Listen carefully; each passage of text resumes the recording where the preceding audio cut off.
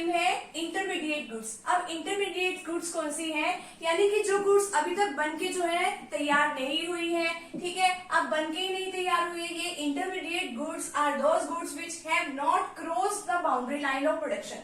अभी तक तो इसने जो प्रोडक्शन की जो बाउंड्री लाइन है, यानी कि अभी तक कंप्लीट बनी नहीं है, तो अभी तक प्रोडक्शन की बाउंड्री लाइन इसने क्रॉस नहीं की है, तो value is still added to these goods.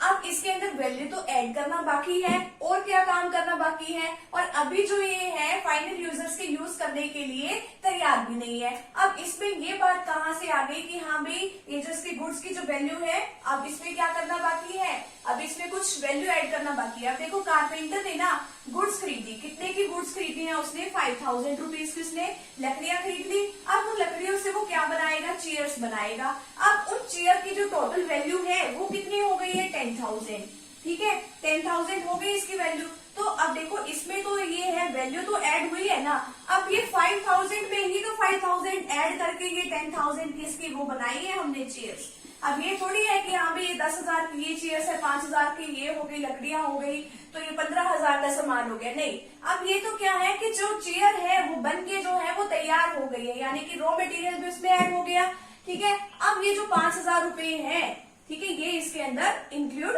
हो चुके हैं। अब ये तो अगर हमने दोबारा फिर इसमें इंक्लूड कर दिए ना, अगर हमने ये किया कि हाँ भाई 10,000 की हमारी चेयर्स हो गई और 5,000 की हमारी वुड हो गई, तो ये तो 15,000 का बन जाएगा, ये तो गलत हो जाएगा। लेकिन इसमें क्या होता है कि हाँ भाई इंटरमीडिएट गुड्स की वैल्यू जो है, जब वो बन के जो तैयार हो जाती है फाइनल गुड्स, उसमें वो पहले से ही इंक्लूड होती है, ठीक है। यानी कि सिंपल कहने का मतलब क्या है कि जो फाइनल गुड्स जो बन के तैयार होती है उसमें इंटरमीडिएट गुड्स की वैल्यू ओनली ऐड हो जाती है पहले।